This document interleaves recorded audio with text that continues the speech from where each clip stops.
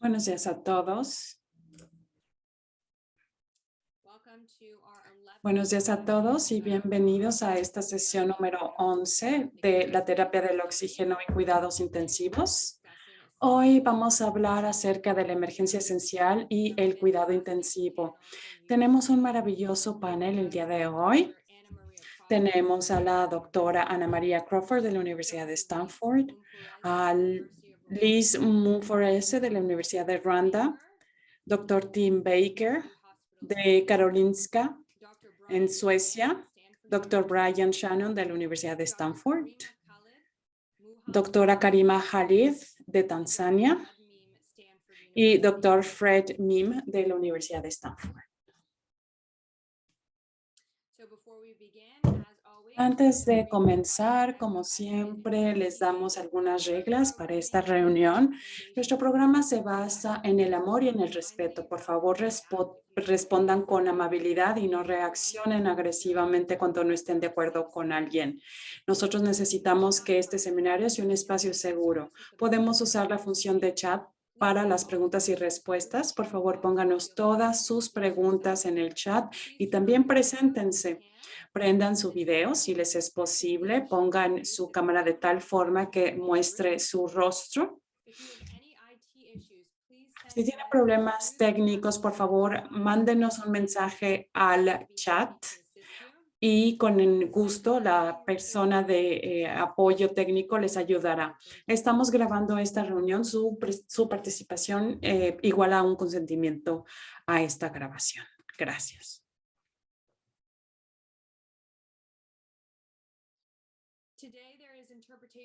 Contamos con interpretación en español y en francés. Necesitan tener la nueva versión de Zoom para que funcione.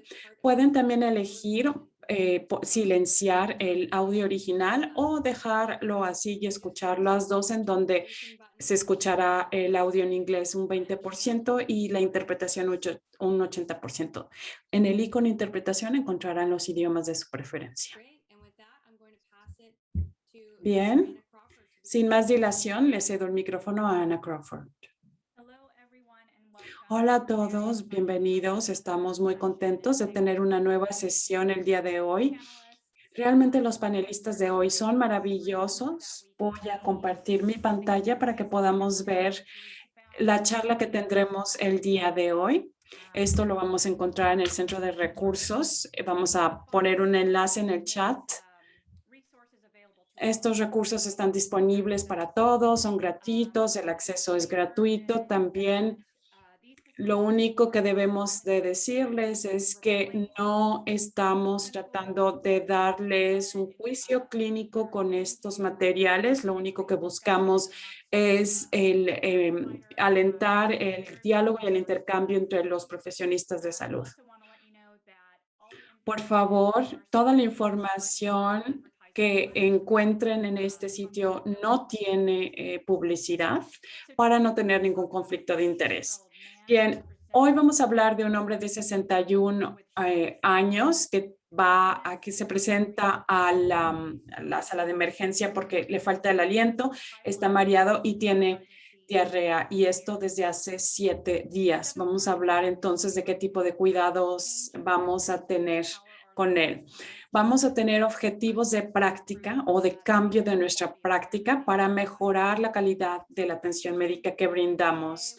Estos objetivos prácticos de hoy son el explorar el cuidado intensivo, el cuidado crítico y el cuidado agudo, porque a veces esto se presta a confusión. Queremos hacer una lista de los ámbitos de las diferentes especialidades que dan cuidados críticos, y también reconocer que el cuidado crítico debe de ser continuo, y también definir la emergencia esencial y el cuidado intensivo y reconocer estos dos ámbitos. Queremos determinar una enfermedad crítica utilizando las señales de alarma y sistemas de puntaje. Queremos mejorar la atención médica mediante la educación y la capacitación usando directrices, protocolos y apoyo cognitivo. Queremos también identificar los procesos clínicos que se necesitan para el cuidado de emergencia y también saber qué es lo que se necesita para em, cuidar a los pacientes. Y también queremos dejarles saber cuáles son los recursos disponibles para el cuidado crítico. Y queremos que, por favor, ustedes puedan aplicar todos estos aprendizajes en sus instituciones y que también podamos ser promotores del oxígeno y de los recursos de emergencia esencial y cuidados críticos. Bien. Me gustaría hablar también de esta crisis de oxígeno que está sucediendo en el mundo entero actualmente. Esta es una imagen de Path Oxygen Crisis, es decir, la crisis, el mapeo de la crisis del oxígeno. Sabemos que este es un recurso fundamental, pero hemos visto una escasez desde el 2017. Esta gráfica muestra que para los países de ingresos medios y bajos necesitamos 18 millones de metros cúbicos de oxígeno en este día específico. Y esto era solamente para tratar la COVID-19 y no el resto de las enfermedades respiratorias. Así que, como ven, la necesidad de oxígeno es sumamente elevada en el mundo entero. Este es el caso y posteriormente les daré la palabra a mis copanelistas. Estamos trabajando en un hospital rural. El hospital más cercano con una unidad de cuidados intensivos está a más de 80 kilómetros de distancia. El médico que trabaja en la sala de emergencia le llama para que usted vaya a ver al paciente. Es un hombre de 66 años, hace 10 días que tiene disnea, mareos y diarrea. Dice que se siente débil y su disnea se pone peor cuando hace un ejercicio y mejor cuando está en descanso. Y hace 4 semanas recibió la vacuna Janssen. Su frecuencia respiratoria es de 27, su frecuencia cardíaca de 97 BMP, presión sanguínea 107/59, temperatura 37,5 grados centígrados y su saturación de oxígeno es el 91% en aire ambiente. Él recibe 3 litros de oxígeno mediante una cánula nasal y su saturación de oxígeno mejoró a un 95%, subió al 95%. Bien, abordemos primero los objetivos principales, los primeros objetivos de cambio de práctica. Explorar la diferencia entre el cuidado agudo, crítico e intensivo. Listar los diferentes ámbitos que proporcionan este tipo de atención médica y reconocer que el cuidado crítico debe de ser continuo. Liz, le voy a ceder la palabra. Ella trabaja en la Universidad de Ruanda. Adelante. Yeah, so according to the World Health Organization, Según la OMS, ask ourselves that what is acute care? Acute care is el cuidado agudo the type of care that es happens el tipo de cuidado que brindamos the care you give that is life-saving. So, que puede salvar la vida de un individuo. Cuidado intensivo o cuidado agudo. Se va a confundir después con el otro término. Pero bueno, damos este tipo de atención médica para poder cambiar el probable resultado del paciente, es decir, acción inmediata y oportuna para el paciente.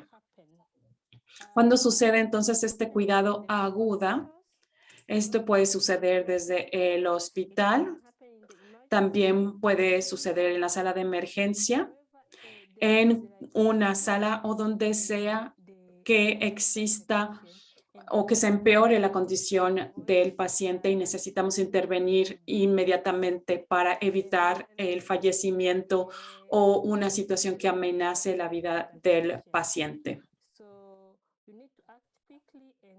Necesitamos actuar inmediatamente y poder reconocer pues, los signos de alerta.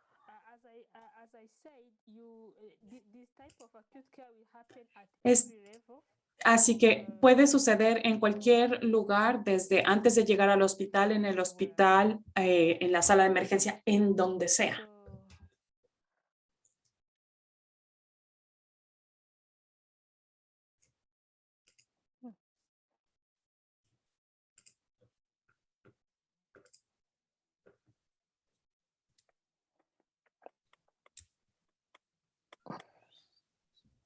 So Elise, maybe we So, can ask the learners this next quizá les question. podemos preguntar lo siguiente: ¿cómo definen ustedes el cuidado crítico? ¿Dónde sucede y cuál es la diferencia del cuidado crítico con el cuidado intensivo? Por favor, les pedimos entonces que usen el chat para poner sus respuestas. Les vamos a dar aproximadamente un minuto para que nos definan el cuidado crítico, que nos digan en dónde sucede y cómo se distingue este del cuidado intensivo. Pueden escribir en el chat, pueden escribir en español. Por favor, entonces pongan sus respuestas en el chat.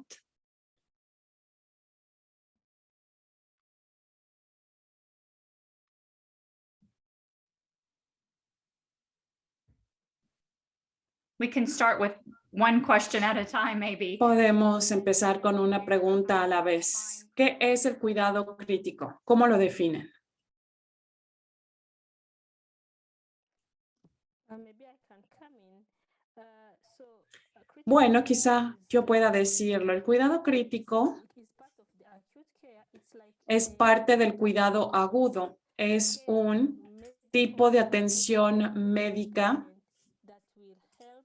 que le damos al paciente y que ayudará a cambiar el resultado de su salud. Por ejemplo, si vemos que mejora el paciente con oxígeno o con intubación, el tipo de atención que le voy a dar, si se lo doy en el momento adecuado, esto se entiende como cuidado crítico. Ya empezaron a llegar también comentarios en el chat que dicen exactamente lo que ustedes dicen. Algo que salva la vida de los pacientes, algo que previene la muerte de los pacientes. El cuidado crítico significa el tratamiento que le damos a los pacientes que pues ven su vida amenazada debido a los síntomas que está mostrando. Puede suceder en cualquier parte del hospital o en donde sea que se presente la situación. Muy bien. Creo que podemos destacar temas importantes del cuidado agudo y del cuidado crítico. Es decir, pertinente, que el tiempo importa muchísimo. Y la segunda cosa es que amenaza la vida, entonces podemos salvarle la vida al paciente. Cuando el paciente está en una situación en donde su vida está en riesgo, ahí debemos intervenir. Doctora Liz, ¿tiene algo más que agregar?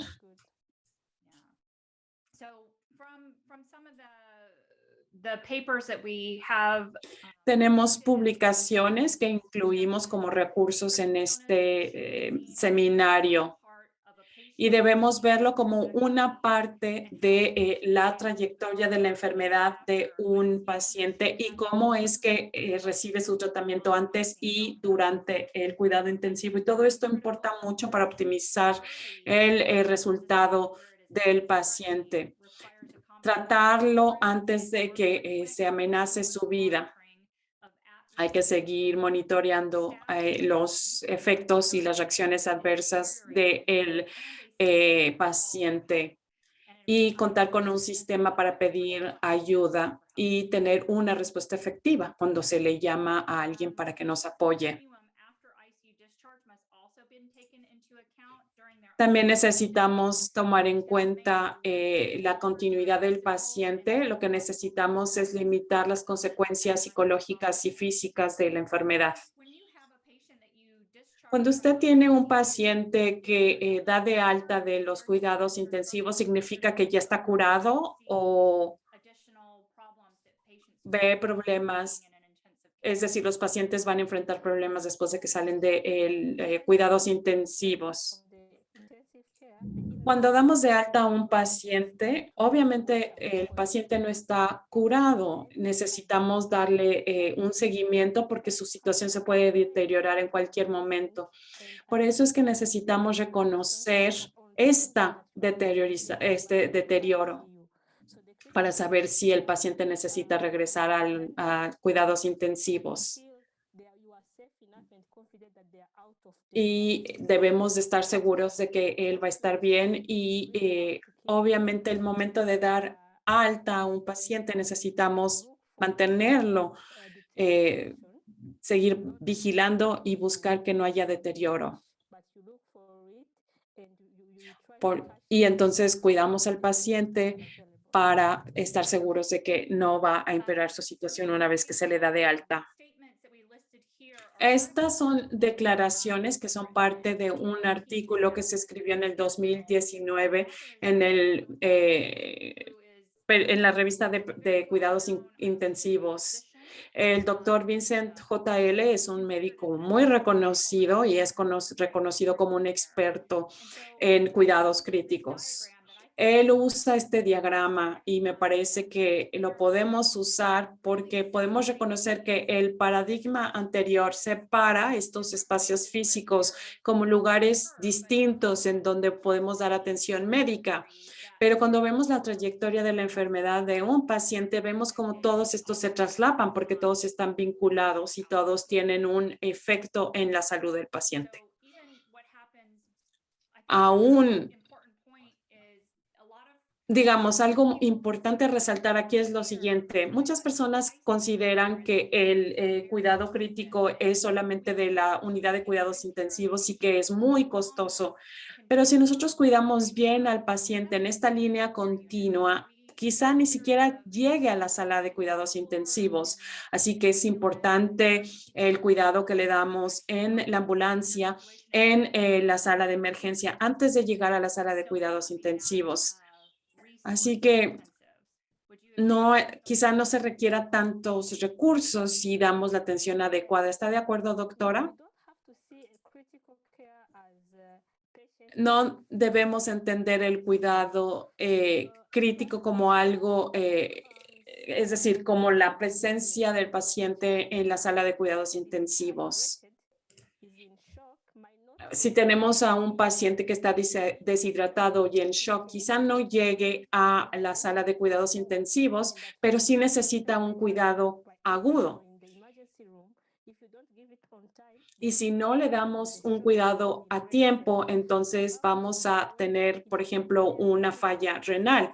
Así que el cuidado intensivo, el cuidado agudo se da en donde sea y por eso es que necesitamos siempre estar bien, cuidando muy bien al paciente.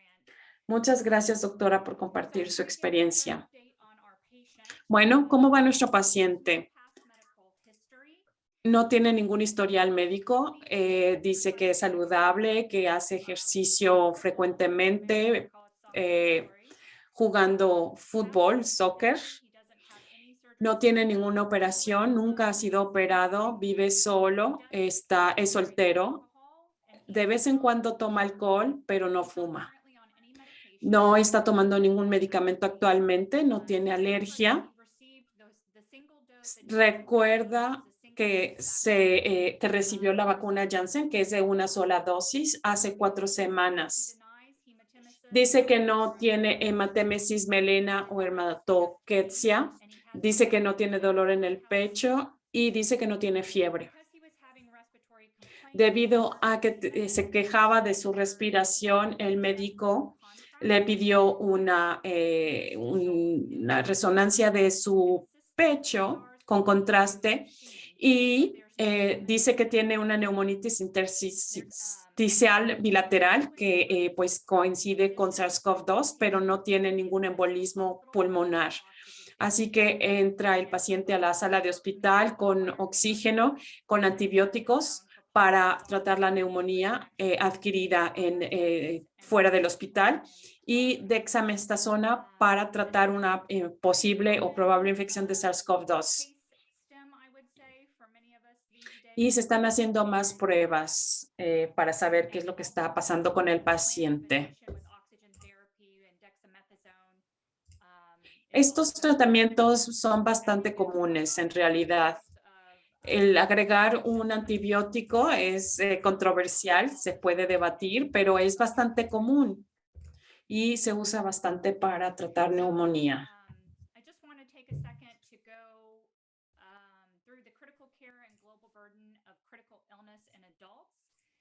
Bien, hablemos un poco de la carga internacional de las enfermedades críticas. Es un problema realmente y es difícil de definir por diferentes razones, porque una enfermedad crítica no se puede diagnosticar con una sola prueba o vincular a un solo procedimiento. Los diagnósticos relacionados con enfermedad crítica se hacen usando exámenes clínicos, investigaciones y se debate a menudo sus definiciones y su criterio, y esto hace difícil que a nivel internacional se defina la carga de enfermedades críticas. Y aunque esta enfermedad crítica puede suceder fuera de la sala intensiva, los datos que hemos recopilado dentro de las unidades de cuidados intensivos son de los cuidados intensivos.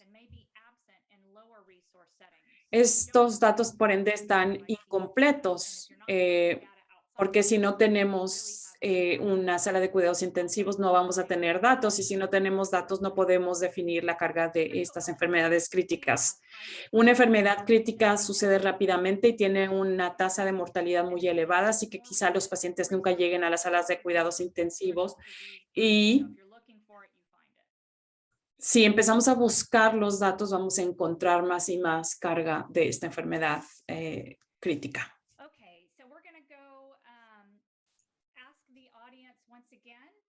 Bien, le vamos a preguntar a la audiencia una vez más que responda a esta pregunta. ¿Cuáles son cuidados críticos para el paciente? Pueden elegir más de una. Así que por favor les pedimos que respondan a esta pregunta. ¿Cuáles de los siguientes son considerados cuidados críticos del paciente? El reconocer de forma temprana, evaluar y tomar una decisión del deterioro de los pacientes, o una intervención rápida y oportuna de los pacientes que están en riesgo de un deterioro clínico. 3, identificar las señales de alarma antes de que haya un problema respiratorio, un ataque respiratorio. 4, bueno, la siguiente es darle asistencia de expertos para poder responder a las preocupaciones de la condición del paciente, y todas las anteriores. El 88% de las personas dijeron que todas las anteriores. Esta es la respuesta correcta, porque todos estos escenarios son pues cuidados intensivos, cuidados críticos para el paciente. Bien, pasemos al siguiente objetivo de práctica. Queremos definir lo que es la emergencia esencial y lo que es el cuidado crítico, reconocer dos ámbitos fundamentales de este conjunto, es decir, la identificación de la enfermedad crítica y la atención de los enfermos críticos, determinar la enfermedad crítica utilizando señales de alarma y de sistemas de puntaje, y mejorar el cuidado que le damos a los pacientes críticos con enfermedades críticas mediante la educación, las directrices, los protocolos y los apoyos cognitivos.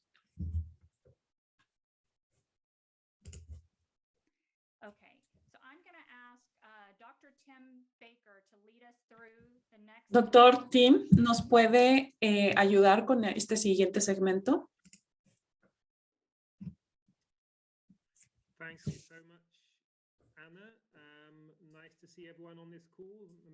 Gracias, Ana, y qué gusto verlos a muchos de ustedes. Reconozco muchos de los nombres. Ok, ¿sienten que es cierto o falso que el cuidado crítico y el cuidado de emergencia requiere de tecnologías muy costosas y de un personal altamente capacitado? ¿Cierto, true, falso, false? Y también pueden usar el chat para decir cierto o falso.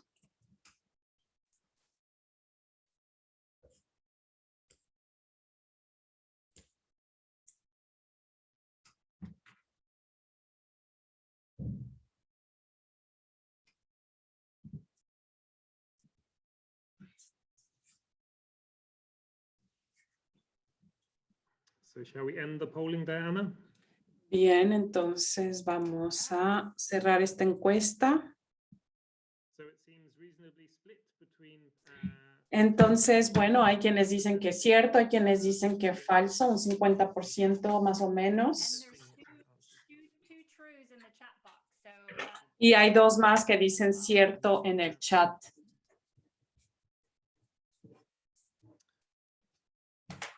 Es verdad. Y creo que pues esto muestra lo interesante que es y la forma en que nosotros utilizamos estos diferentes términos. Y bueno, podemos abordar esta parte que habla de la emergencia esencial y de cuidados críticos. Este es un término que se utilizó en los últimos años. Lo definió un grupo con el que yo estoy trabajando y es un término que se utiliza para tratar de definir lo que es más importante, lo más básico, el cuidado de primer nivel que le vamos a dar a los pacientes con una enfermedad crítica. Por eso utilizamos este acrónimo ESC, por sus siglas en inglés, para la atención médica que le damos a todos los pacientes con enfermedades críticas y que deben de recibir en todos los hospitales del mundo.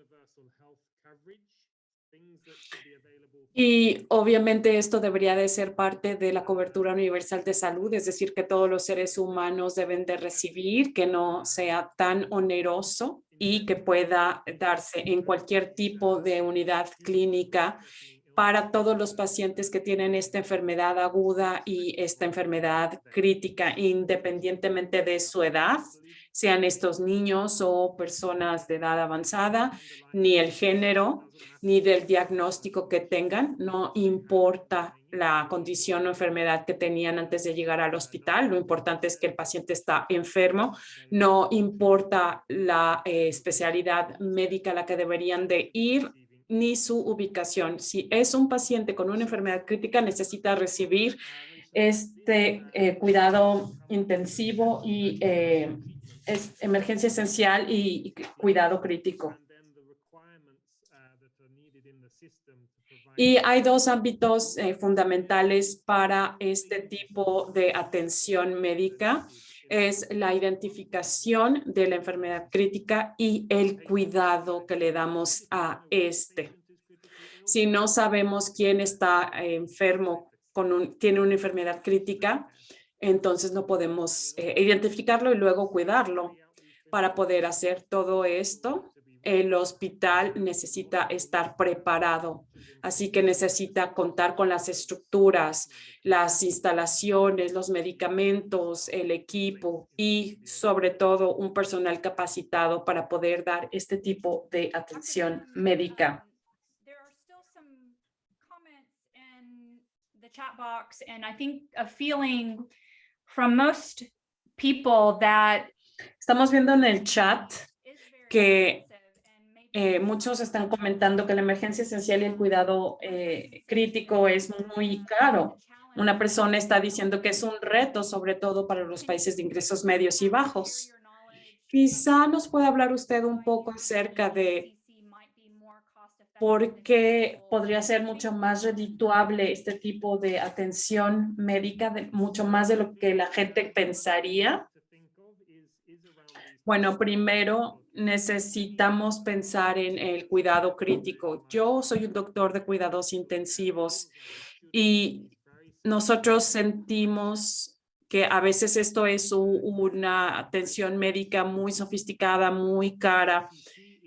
Y lo que hace esta emergencia esencial y cuidado crítico es darle la vuelta a la situación y decirle, bueno, si pensamos en lo que requiere un paciente en cualquier hospital del mundo, por ejemplo, nosotros hicimos un estudio aquí de un hombre que llegó a un hospital que no tenía una unidad de cuidados intensivos, pero el paciente tenía una enfermedad crítica y necesitaba ciertas cosas que no se podían encontrar en ninguna parte, como por ejemplo oxígeno de bajo flujo, líquidos, identificación, el pulsioxímetro para poder medir sus niveles de oxígeno. Todo esto está incluido en la emergencia esencial y cuidados críticos. Son cosas que pueden existir en cualquier parte y siempre se pueden usar, siempre que se usen bien. Esto puede salvar la vida de muchos pacientes con enfermedades críticas. Si le entiendo bien a usted, entonces, si le damos un líquido a un niño enfermo o simplemente que el pulsioxímetro sea parte de la identificación de los signos vitales del paciente, es algo que nos puede acercar al cuidado crítico. Definitivamente, la idea de este concepto es que nosotros como médicos, enfermeras y sistemas de salud podemos darle un cuidado definitivo a los pacientes, es decir, tener un buen diagnóstico y decidir la terapia adecuada para tratar a un paciente. Para esto somos muy buenos, pero quizá no seamos tan buenos en el poder dar el apoyo, el tratamiento que pueda estabilizar al paciente y salvar su vida, mantener su circulación estable, por ejemplo, antes de que lleguen estos tratamientos definitivos. Por eso estamos tratando de usar este concepto para poder proporcionar esta estabilidad al paciente. Y esto habla de lo que hablábamos en la primera sección, es decir, tiene que ser pertinente, el tiempo es fundamental y además se ocupa de algo que amenaza la vida de los pacientes. Me parece que en lugares de altos recursos, y estoy segura de que el doctor pueda colaborar, a menudo no reconocemos a los pacientes que tienen una enfermedad crítica, así que poder identificarla de entrada es algo ya muy positivo. Quiero hacerle una pregunta más, doctor, si no le molesta.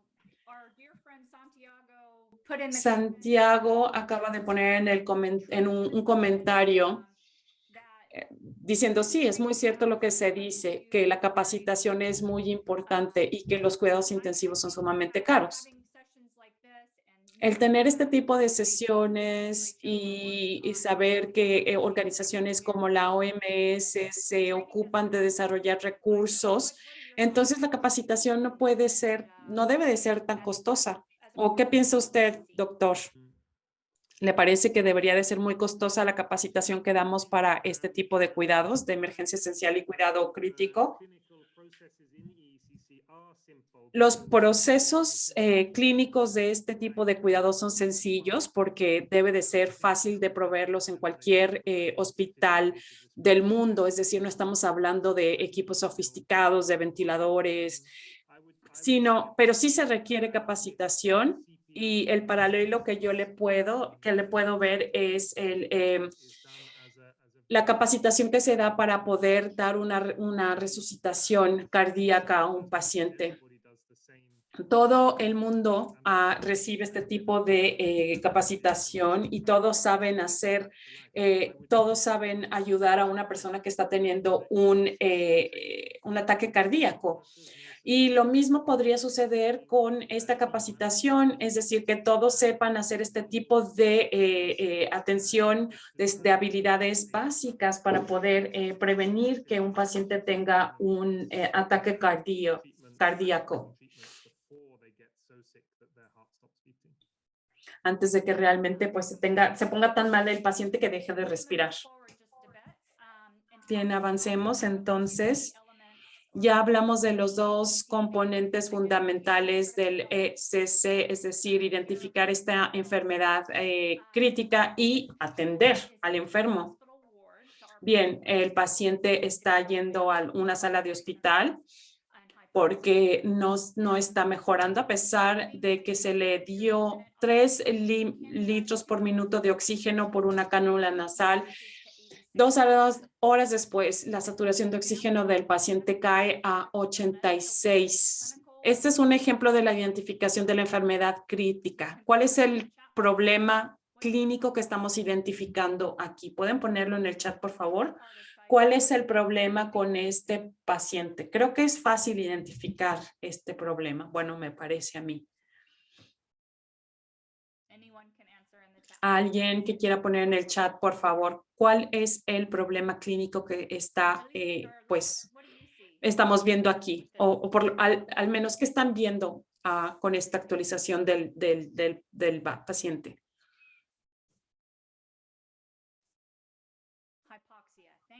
Alguien ya está diciendo hipoxia, alguien está diciendo problemas respiratorios. Pues si tenemos una saturación que cayó al 86% a pesar de que le dimos oxígeno al paciente. Entonces, este es un ejemplo de identificar una enfermedad crítica y quién es el responsable de identificar y qué necesitamos para identificar el problema y qué debe de suceder después. ¿Quién es el responsable de identificar a un paciente con una enfermedad crítica?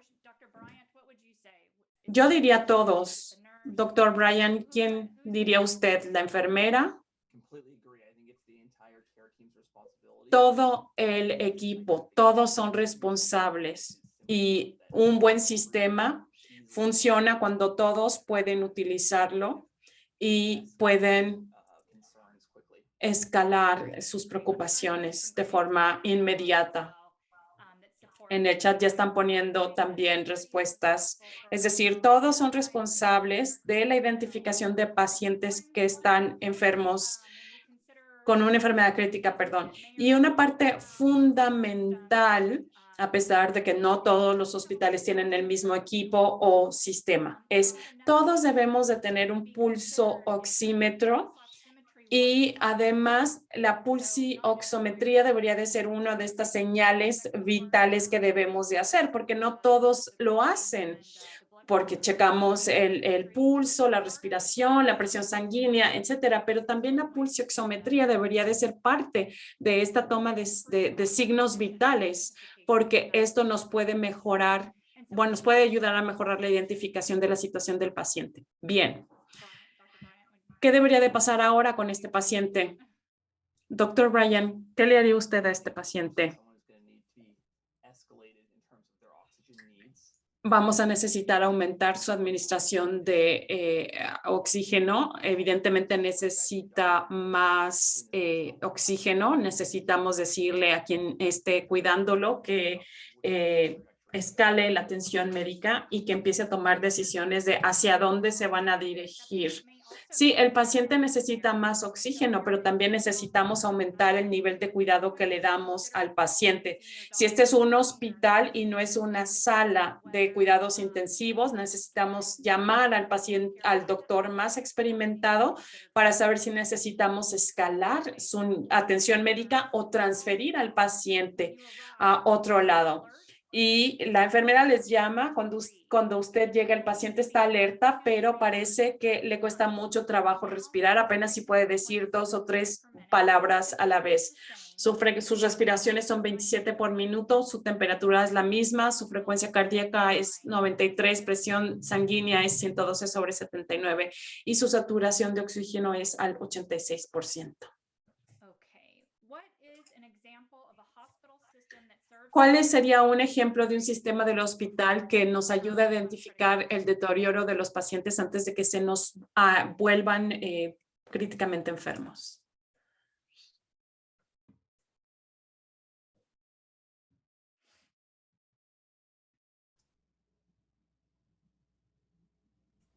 So, Dr. Bryant, I'm going to let you take this section. Adelante, doctor, ¿por qué no nos guía en esta sección? Estoy viendo que están llegando preguntas rápidas, equipo de respuesta rápida. Y estas son cosas que se pueden hacer en países de ingresos bajos y medios para poder proporcionar esta emergencia esencial y cuidado crítico. El contar con un equipo de respuesta rápida es algo que podemos establecer y se puede establecer en un hospital con los mejores recursos, pero también en un hospital sin tantos recursos. Es decir, saber a quién tenemos que contactar y cómo debemos de escalar la atención médica si vemos que el paciente está deteriorando. Esta declaración es de la red de la seguridad de los pacientes y si le dan clic ahí pueden ir al enlace. Los pacientes cuya condición se deteriora agudamente mientras que están hospitalizados a menudo muestran señales de alerta unas cuantas horas después de haber tenido un resultado clínico extremo. Y contrariamente a un ataque cardíaco normal o los equipos de código Blue, necesitamos llamar a los equipos de respuesta rápida. Deberíamos de entrenar a personas para poder identificar las primeras señales de alerta para poder evitar que pase este ataque respiratorio o este ataque cardíaco.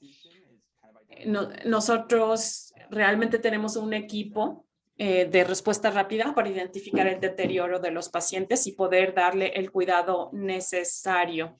¿Pueden, por favor, poner en el chat tres señales de alarma que indica que el paciente está deteriorando? Es decir, ¿cuáles serían aquellas cosas de las que ustedes estarían pendientes para saber que necesitan escalar la atención médica que le estamos dando al paciente?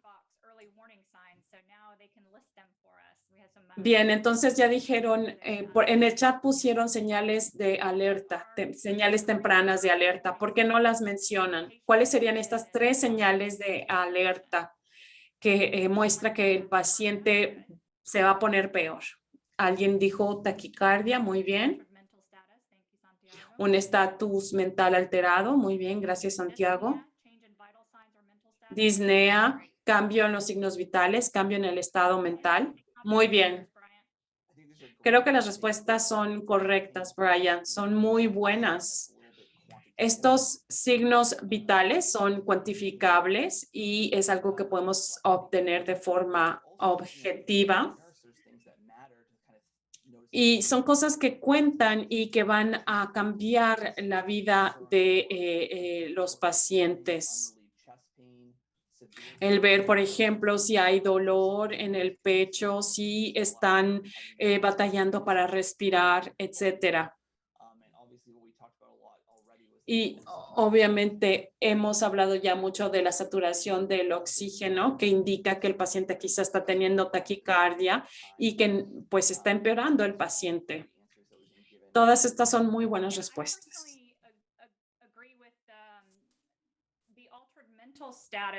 Este estado mental, un cambio en el estado mental es una señal de alerta y yo creo que eso es algo que es más difícil de reconocer versus estas señales que son más medibles. Y esto es una alerta, una señal de alerta de que algo no está bien con el paciente. Y siento que en ciertos hospitales muchas veces sedamos al paciente o tratamos de tratar este paciente.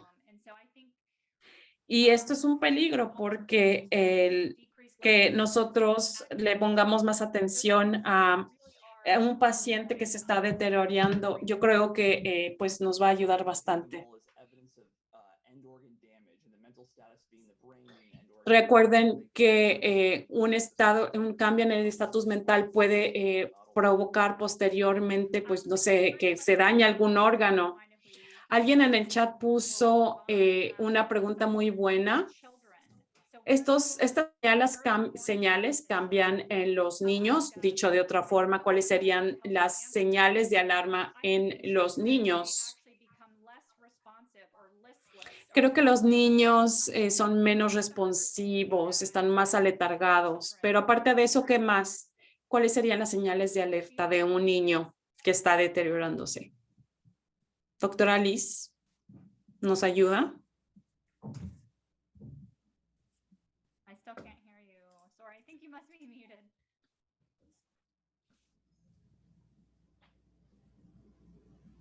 That's okay. Okay, what about Dr. Karima? We haven't heard from you yet. We'd love to. Doctora Karima, ¿quiere participar en esta conversación? No le hemos hecho preguntas a usted.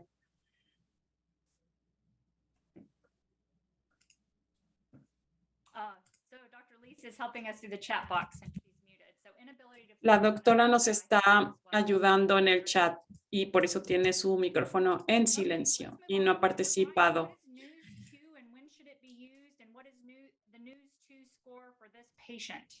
Ok, entonces hablemos de la situación de este paciente. ¿Conocen ustedes el puntaje News 2? ¿Lo utilizan en su práctica clínica? ¿Han escuchado hablar de esto? ¿Lo han visto anteriormente? No es un puntaje que se utilice en mi hospital, pero creo que usamos los mismos principios y son los principios que se utilizan aquí o en algún otro país. Es decir, un sistema de puntaje que nos ayuda a determinar si el paciente se está deteriorando y si necesita cuidados intensivos. Entonces, es importante saber cuándo podemos usar este puntaje. Estos son para pacientes adultos mayores de 16 años. No lo podemos usar ni en niños ni en mujeres embarazadas. Y se ha utilizado este puntaje en muchos tipos de hospitales, antes de llegar al hospital, en salas de emergencia también. Y esto nos ayuda a ver qué tan frecuentemente evaluamos a los pacientes. Y esto nos ayuda a evaluar la frecuencia respiratoria del paciente, pero también el poder determinar si podría haber alguna falla respiratoria hipercápnica.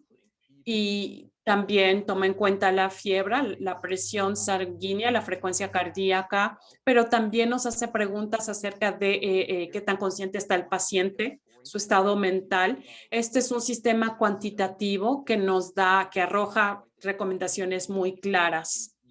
Que alguien que no tenga capacitación de cuidados críticos puede usar esta tabla y saber si necesita escalar el cuidado intensivo. Este sistema nos da un puntaje para determinar si necesitamos reevaluar al paciente o si necesitamos mandarlo a un cuidado más intensivo.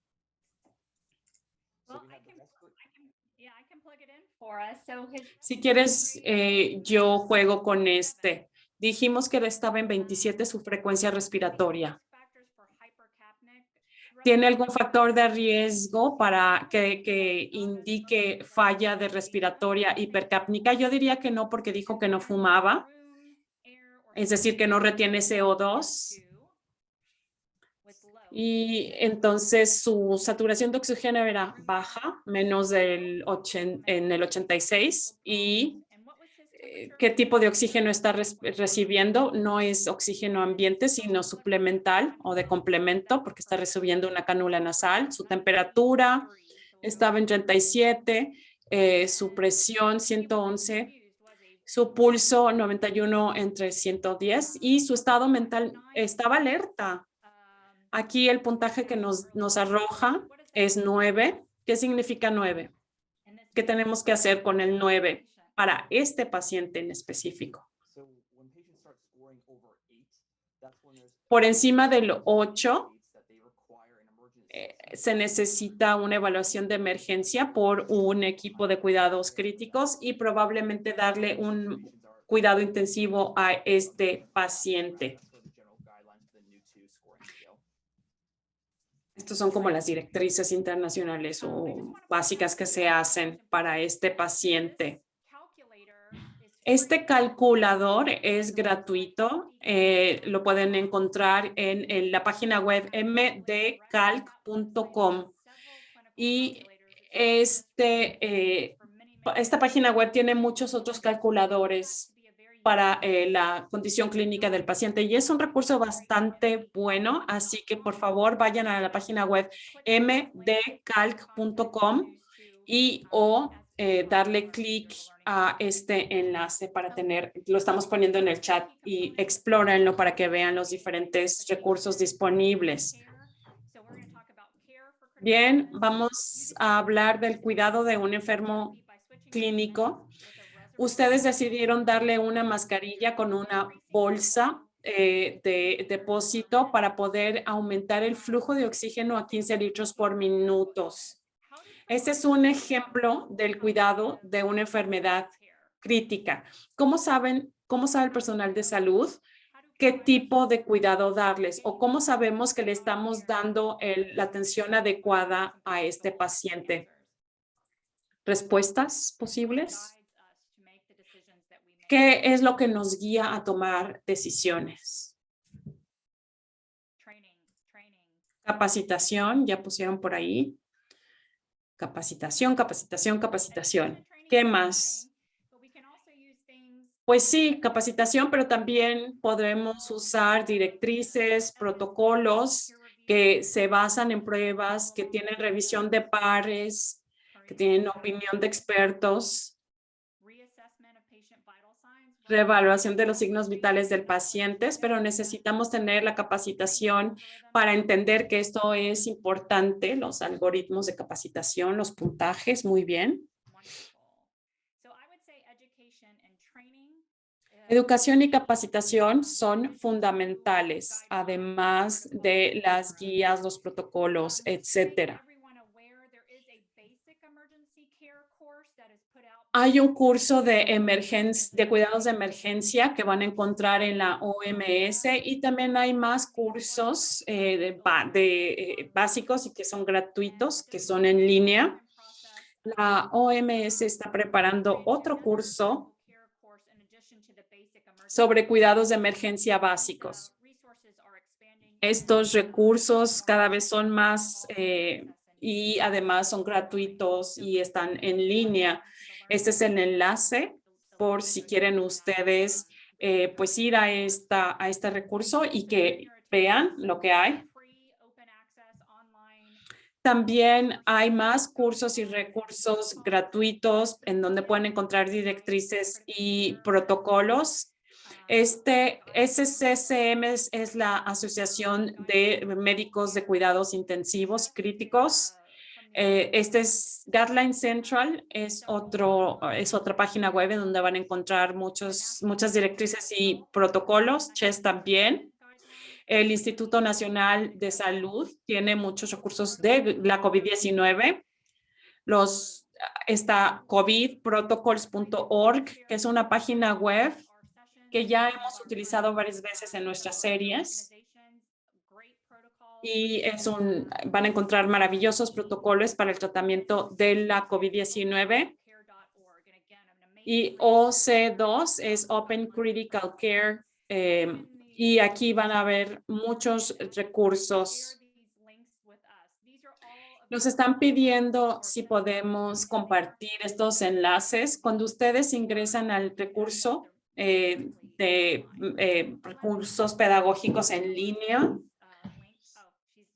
van a encontrar todos estos recursos y Elena nos va a poner el enlace en breve. Ok, ¿nos ayudan con esta pregunta si es cierto o falso? Doctor, ¿nos puede ayudar? Buenos días y un gusto verle. Sí, buenos días, claro.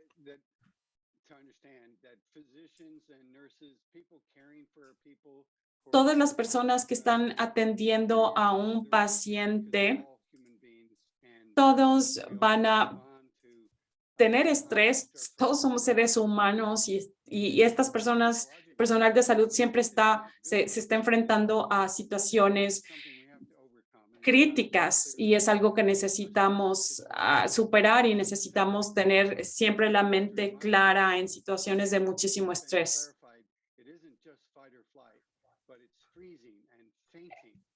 Hay que parar, hay que pensar. Realmente esta es la respuesta que necesitamos dar. Así que si ustedes han visto cómo hay muchas personas que se congelan y no pueden responder rápidamente a una situación de emergencia, y es parte de ser humano cuando estamos ante una situación de muchísimo estrés. El apoyo cognitivo nos pueden ayudar en ese momento cuando nosotros estamos congelados y no podemos reconocer la situación, pero sabemos que somos buenos en lo que hacemos, un buen doctor, una buena enfermera y tenemos una buena capacitación, pero estamos ante esta situación y estamos congelados, no sabemos qué hacer. Entonces, un apoyo cognitivo nos puede ayudar porque necesitamos algo que sea rápido. inmediato. No podemos agarrar el libro y abrirlo. Necesitamos algo ya, ahorita. Respuestas ahora. Así que muchos de nuestros médicos en Stanford desarrollaron este manual de emergencia que está aquí en rojo en la pantalla. Y lo que hacen es usarlo en esos momentos de gran estrés. La portada básicamente es el índice, así que ustedes no pierden tiempo, van y buscan el evento que están enfrentando en este momento. Quizá pudiéramos dar un ejemplo. A ver, yo lo hago con gusto. Tenemos diferentes escenarios comunes de una emergencia. ¿A cuál quiere que le dé clic? Dele clic a los espasmos bronquiales, que es algo que puede suceder cuando entubamos de forma inmediata a un paciente. Y si no le cuidamos bien al paciente, pues esto puede traer problemas graves. Quise ir a esa página directamente, no estoy segura. Déjeme corroborar que llegué al lugar adecuado.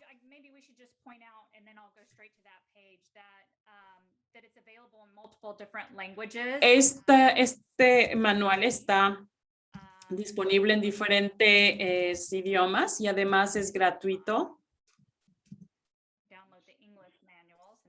Bien, quiero ver si puedo descargarlo. Tiene que ser bastante fácil. Bien, a ver si puedo encontrar esta parte del broncoespasmo en otro lado. Bueno, pues yo voy a intentar de mi lado a ver quién llega primero.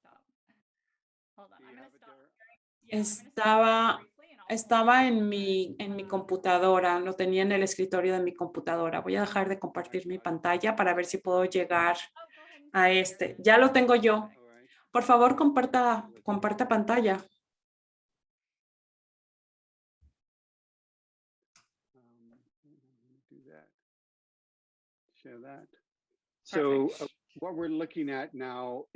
Ok, estamos viendo una página.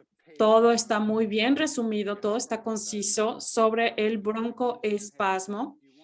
Y si ustedes tienen esta idea de quizá es lo que le está pasando al paciente, entonces simple y sencillamente ven esa tabla, está codificada por color. Rojo son las señales de alerta. Si tienen estos problemas, pues es una confirmación de que es broncoespasmo.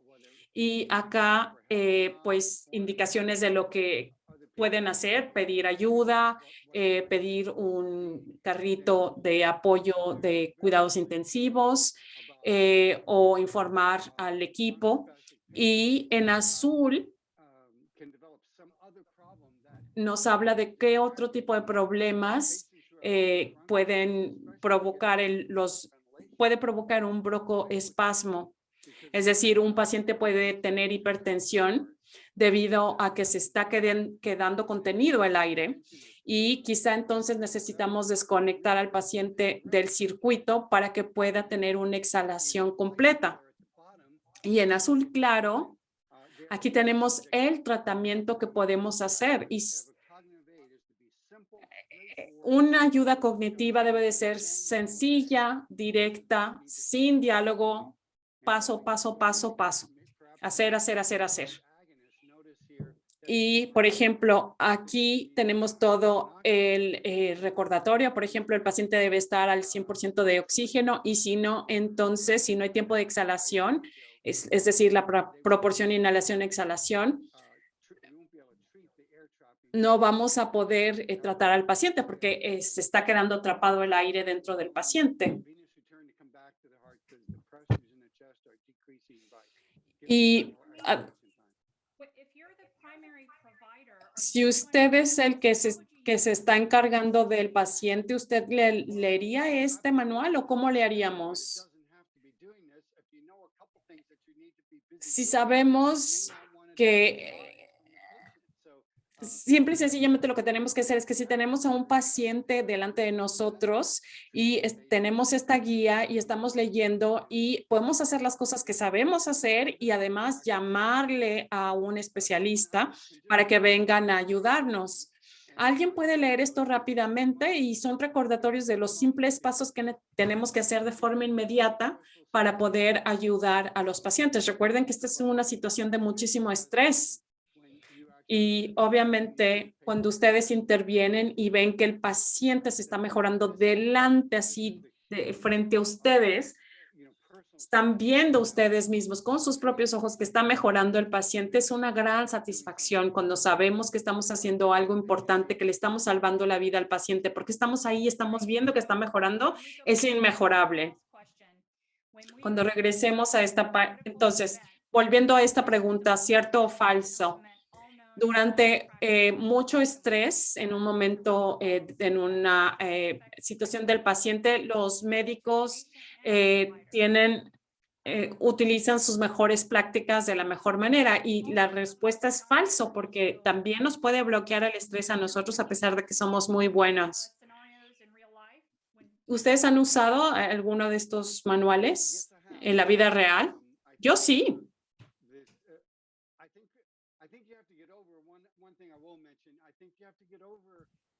Yo creo que debemos de dejar el ego de un lado. Y muchas personas dicen, ay, tiene un apoyo cognitivo, no está bien capacitado, no está bien formado. Yo siento que eso es ridículo. Y por favor, no piensen eso. Esto es un apoyo a sus habilidades. El ver a alguien que está leyendo este manual, estos consejos en el apoyo cognitivo y si ustedes están diciendo, sí, ya hice todo esto, saben que muy bien por ustedes, por revisar, por usar el apoyo cognitivo, por asegurarse de que no les faltó ningún paso. Yo creo que estos apoyos cognitivos deberían de usarse mucho más, ya que ya se cuentan con estos materiales. Y también hay un manual de emergencia para la obstétrica. Y aquí hablamos de todos los problemas comunes. Y obviamente es como un índice y buscamos rápidamente la situación y quizá el paciente estaba bien y ahora ya se puso peor. Y realmente sabemos que cuando se está poniendo muy mal la paciente, pues esto genera mucho estrés. Por eso el apoyo cognitivo realmente nos ayuda a mejorar nuestra práctica médica. Y además nos ayudan a cuidar mejor a los pacientes. Y vemos que este equipo realmente hizo estos manuales, están muy completos, incluyen todas las situaciones comunes, son gratuitas, además están en diferentes idiomas y se están traduciendo en muchos idiomas más. Gracias, doctor Min, por su guía. Estoy completamente de acuerdo con usted. El usar un apoyo cognitivo, el pedir ayuda, no es señal de debilidad, sino que nos ayuda a darle mejor atención médica a los pacientes. Vamos a ver aquí los procesos clínicos que necesitamos. Vamos a hacer una lista de los procesos clínicos necesarios para identificar y para poder atender a los pacientes con una enfermedad crítica y reconocer los componentes de una preparación de un hospital para poder proporcionar el cuidado agudo y la emergencia esencial y los cuidados críticos. Si nos pueden hablar cómo funciona esto en la práctica.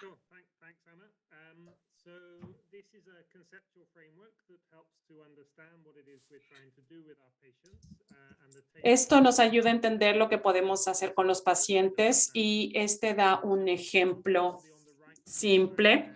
En la parte izquierda vemos una caja azul. Es a la derecha más bien. Queremos que nuestro enfermo crítico sobreviva y queremos estabilizarlo.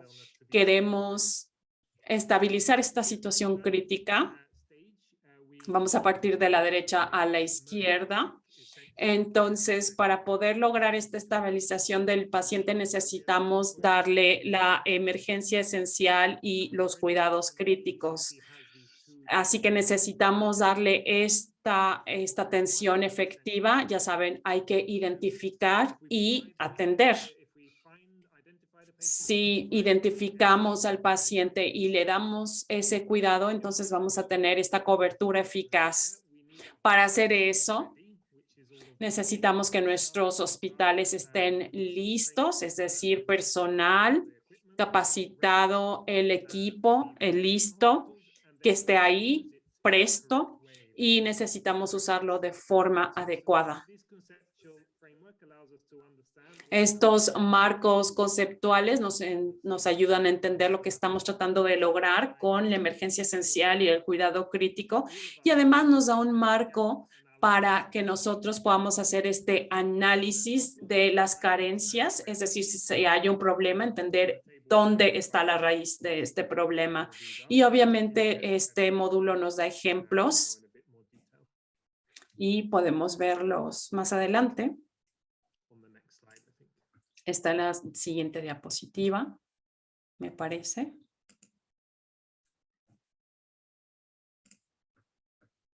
All right. Thank you so much, Tim and Anna. Muchísimas gracias, Tim y Ana. In order for us to conceptualize the EECC, as Tim Baker has just introduced EECC es un concepto muy claro. the content of what EECC Necesitamos primero definir su contenido, sus conceptos. the content in the aspects of EECC are things that we do every Es decir, cuáles son los aspectos de la emergencia esencial y el cuidado crítico. Y necesitamos contar con un paquete que nos diga exactamente lo que necesitamos hacer para poder identificar a los pacientes críticos y lo que necesitamos hacer para estabilizarlos.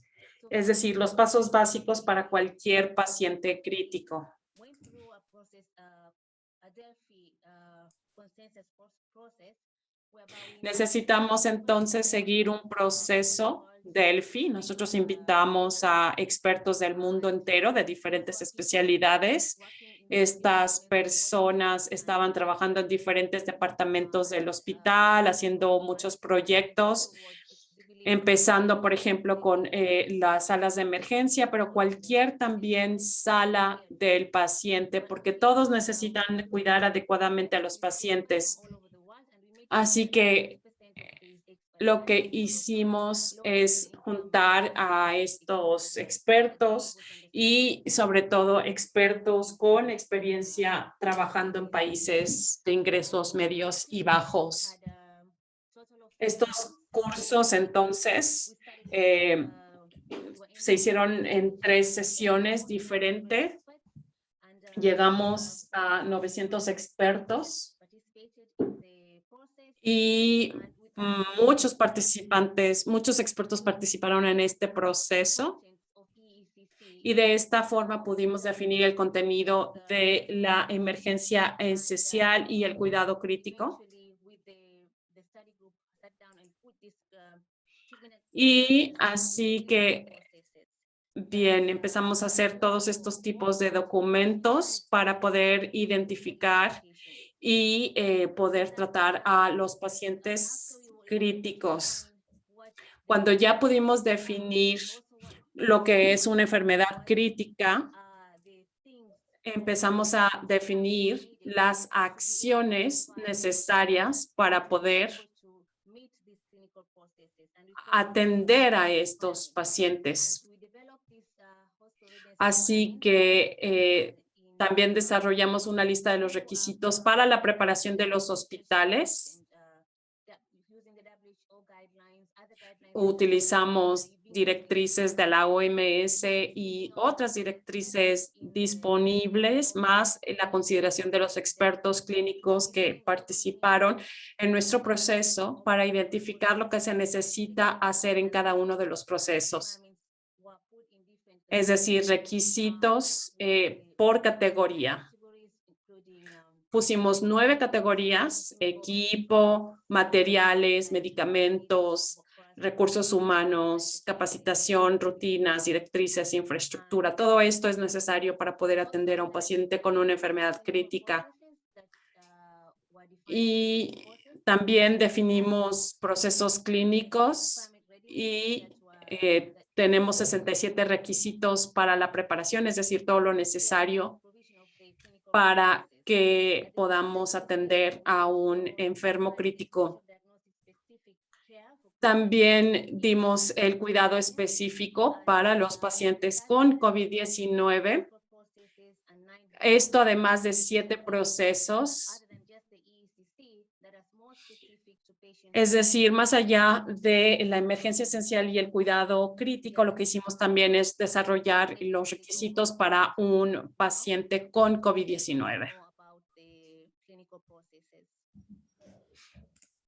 Great, thanks so much, Karima. So as all of the learners will see, this is really not rocket science. None of these things are... Realmente es bastante básico todo lo que estamos mencionando. Todo mundo lo conoce, no estamos diciendo nada nuevo. Simple y sencillamente tenemos una tabla que se puso a hacer definiciones. Y ahora esta ya es una herramienta común para poder atender a nuestros pacientes y para que podamos mejorar nuestra práctica clínica. Bien, no vamos a ver cada uno de estos cuadros. Todos están disponibles en el artículo que ya está disponible en línea y ya pusimos el enlace por chat.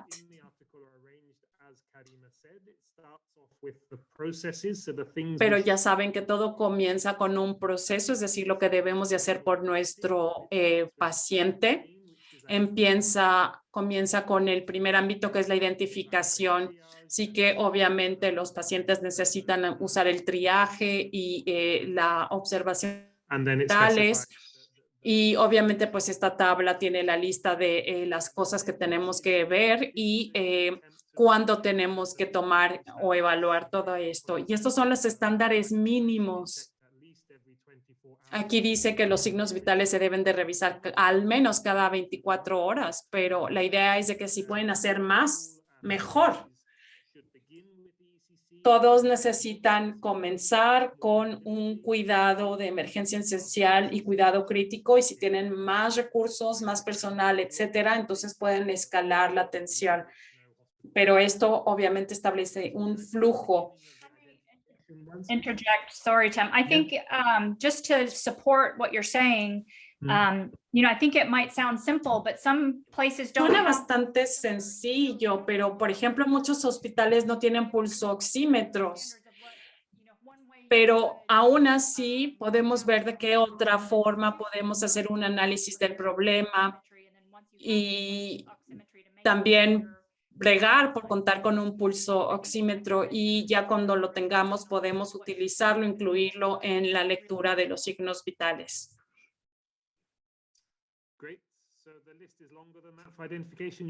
Obviamente la lista es mucho más larga, todo está en el artículo, y la siguiente lista es el cuidado de una enfermedad crítica y lo tenemos clasificado también por vía aérea, respiración, circulación, y obviamente hay una parte que dice cuidado esencial que le tenemos que dar. Por ejemplo, para la respiración hay que ayudar al paciente a que esté acomodado de forma adecuada para facilitar la respiración. También habla de la terapia de oxígeno mediante cánulas nasales, mascarillas, etcétera. Es decir, no necesitamos tener un ventilador o entubar al paciente directamente. Simplemente le estamos dando la primera línea de atención al paciente. Y bueno, habla de circulación, habla de cuando pierde conciencia el paciente y luego habla de otro tipo de cuidados que se dan en la emergencia esencial y el cuidado crítico. Y luego la tabla pasa por la identificación de los hospitales. Y sí, necesitamos darle cuidado a todos los pacientes críticos y para esto necesitamos contar con lo siguiente, es decir, todo hospital necesita contar con esto para poder cuidar a los pacientes. Son requisitos básicos. Es decir, por ejemplo, el pulso oxímetro es algo que debería de estar en todos los hospitales porque nos ayuda a poder identificar la situación del paciente y obviamente necesitamos considerar como algo fundamental para poder cuidar al paciente. Por ejemplo, en el equipo ponemos un reloj con dos manejillas, el pulso oxímetro, la sonda, etcétera. Pero también en los materiales, por ejemplo, necesitamos jabón o un desinfectante de manos o guantes para poder examinar al paciente. Y cuando hablamos de recursos humanos, pues trabajadores de salud que puedan identificar una enfermedad crítica y tener este tipo de personas las 24 horas del día en el hospital. Y además de capacitación para que cualquier persona en el ámbito de salud pueda identificar a una enfermedad crítica y cuidarlo. ¿Cuáles son las rutinas, por ejemplo, para identificar al enfermo crítico? Y además, pues darle el cuidado necesario. Y ese cuidado es el más básico. Cualquier hospital puede proporcionarlo. Por ejemplo, si tenemos a un paciente hipóxico o inconsciente, pues necesitamos escuchar el sonido de la respiración del paciente para saber si hay algún problema en la vía aérea. Y si tenemos un equipo, una maquinaria, la podemos utilizar. Necesitamos contar, por ejemplo, una máquina de succión, también oxígeno, una administración de oxígeno, lo que sea que tengamos, un concentrador, un cilindro, una cánula nasal, todo esto debe de existir en algún hospital. El medidor de flujo para poder ayudar a los pacientes. La adrenalina, un medicamento básico para el paciente. Y luego podemos hablar de los recursos humanos necesarios para identificar. Necesitamos, como ya lo habíamos dicho, un personal capacitado con la capacitación básica de forma a poder identificar cómo dar, cómo administrar oxígeno, cómo abrir un cilindro, cómo saber cuántos litros le estoy dando al paciente, etcétera. Y necesitamos establecer rutinas para hacer esto, aquello, y que todos sepan exactamente paso 1, paso 2, y que todos puedan proporcionarle este cuidado a los pacientes.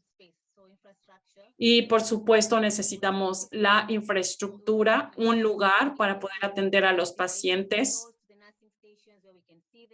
Quizá una sala con una ventana que nos permita verle. Y cuando no tenemos tanto personal para poder ocuparse de los pacientes, quizá un espacio en donde podamos tener a todos estos especialistas que puedan pasar y que puedan ver a los pacientes que están enfermos críticamente. ¿Y qué se refieren con los procesos generales? Aquí estamos tratando de hablar de los principios para nosotros lograr este proceso general. Por ejemplo, una comunicación clara con el equipo, saber cuándo necesitamos un apoyo, alguien que nos guíe, identificar que el problema sigue y que necesitamos escalar el apoyo o quizá al revés, reducir la atención médica, etcétera. Es decir, estos son los procesos generales necesarios para poder estabilizar a nuestros pacientes de forma eficaz, por supuesto. There is also some other things that you can use to help you if you have the time. Por ejemplo, también podemos pedir ayuda para poder identificar a pacientes que tienen una enfermedad crítica. Listed in the EECC identification and care area. So these are extra points like cyanosis, capillary refill time. Por ejemplo, cuando tenemos otros índices que nos puede ayudar a identificar a un paciente que está enfermo críticamente, como por ejemplo la cianosis o qué sé yo, quizá partes del cuerpo que están muy calientes o muy frías y que podamos verlo más a detalle. Por ejemplo, la presencia de malnutrición aguda, severa, etcétera. Y todo esto nos puede ayudar aún más a definir un enfermo crítico. Y había hecho además elementos adicionales para los pacientes con COVID-19. Así es, todos los pacientes que tienen una enfermedad crítica encajan con la descripción que dimos. Pueden estar en estado de shock, etcétera, pero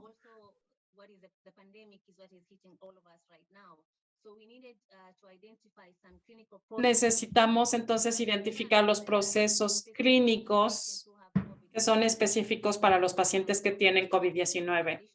Así que por eso sacamos algunos procesos y requisitos que son específicos para pacientes con COVID-19.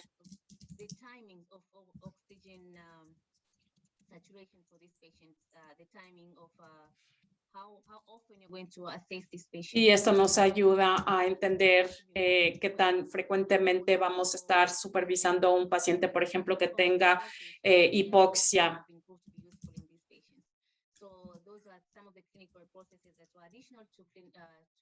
Y son cosas que son específicas de la COVID-19. Y bueno, obviamente mascarillas que nos puedan realmente ayudar a cuidar a los pacientes, etcétera.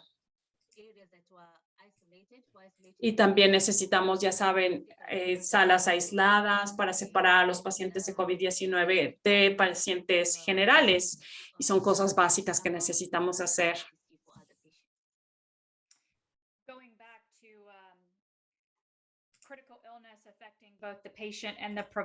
Y una enfermedad crítica que afecta a tanto a los pacientes como al personal de salud. Entonces es bastante útil conocer cuáles son los procesos clínicos que podamos implementar para poder cuidar mejor a nuestros pacientes.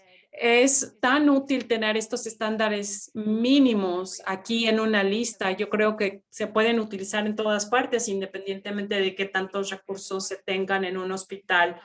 Y por esta razón les quiero agradecer a ustedes y a todos los colegas que prepararon este material, porque cuando nosotros hablamos de expandir la capacidad de los cuidados críticos y hablamos de mejorar nuestras salas de cuidados intensivos o del cuidado crítico que debe de ser continuo, obviamente se nos van muchas cosas, así que muchísimas gracias por todo lo que han hecho aquí. Es un trabajo fabuloso. Bien, pasemos a los siguientes objetivos. ¿Alguien quiere agregar algo más acerca de estos procesos clínicos, identificación, cuidado o preparación de los hospitales? ¿Algo más que quieran comentar? Pues ya está disponible, está publicado, por favor utilícenlo y si necesitan algo, por favor nos escriben si creen que le hace falta algo a esta tabla, por supuesto que se puede mejorar, pero bueno, creo que esto nos puede ayudar a hacer un análisis inmediato, puede ser un punto de referencia para tener una mejor calidad en la atención médica, para poder hacerlo mejor con los recursos limitados a veces que tenemos.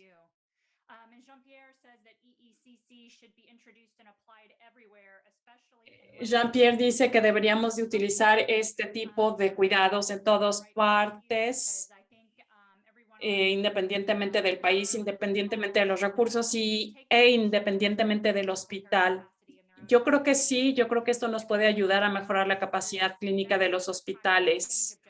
Y pues esto nos va a, ¿cómo podemos llegar a esto? Pues justamente con estos objetivos de cambio de práctica, el analizar las carencias en nuestros recursos institucionales para poder dar estos cuidados críticos, el aplicar este concepto de emergencia esencial y cuidado crítico y con los recursos disponibles, y con esto podemos establecer metas de cómo podemos mejorar esto. Es decir, podemos aplicar este concepto con los recursos que tenemos en la institución.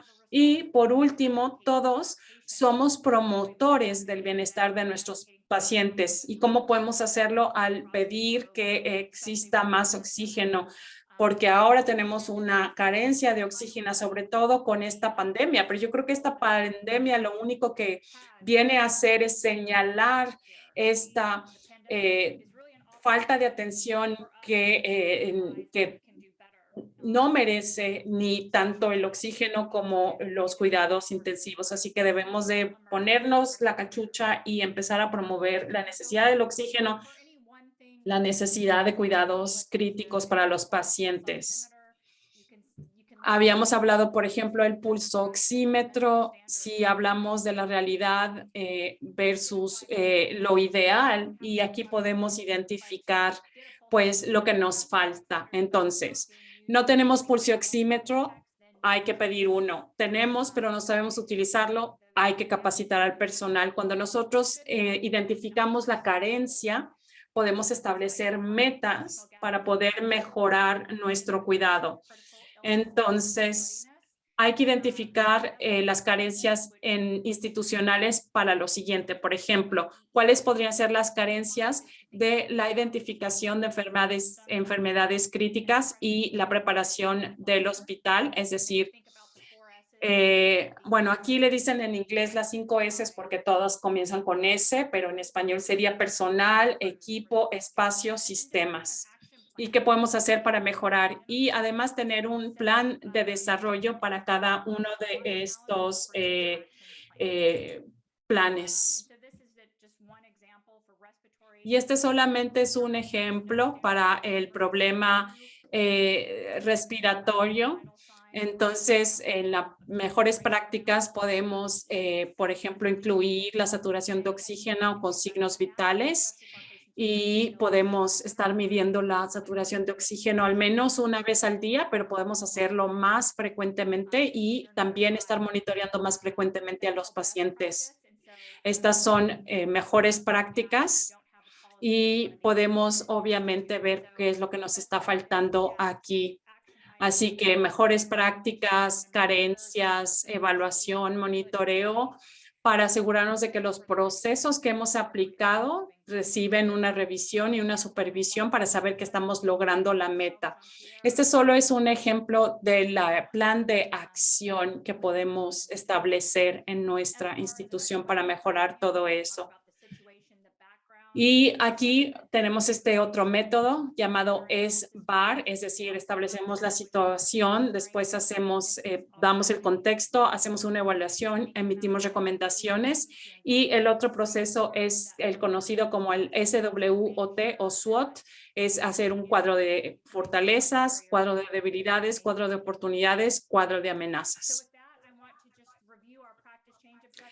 Bien, revisemos cuáles son nuestros objetivos de práctica, y muchas gracias a todos por sus maravillosas contribuciones en esta serie.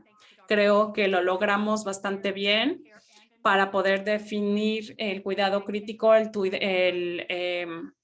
cuidado agudo, cuidado crítico y el cuidado intensivo. Listar los ámbitos en donde sucede el cuidado agudo, podría ser una cirugía, podría ser en la ambulancia, etcétera. Sabemos que puede suceder en cualquier parte y a cualquier paciente. explorar la continuidad del cuidado crítico, saber que el cuidado crítico puede suceder antes de que el paciente llegue al hospital, definir el cuidado de emergencia,